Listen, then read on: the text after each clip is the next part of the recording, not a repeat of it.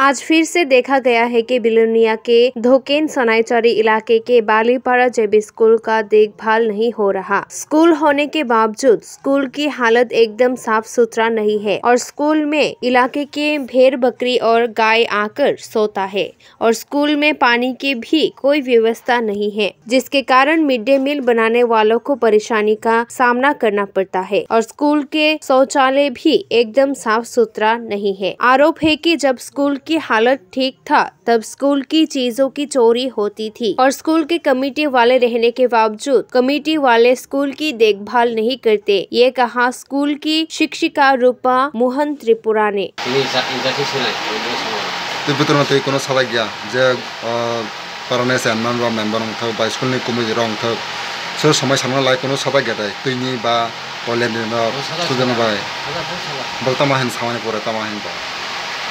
Abang sana pada abang tu cerita kanya negara ni asas rupli asas rupli.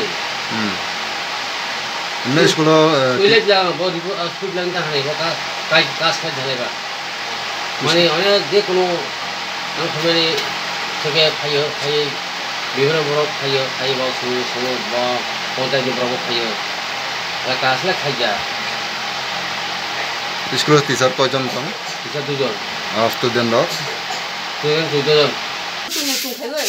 Ibu berni lawa. Ani kami tu, lu pergi ke mana? Lu bawa saya tu ni. Lu bahak saja. Kau cakap dengan sini.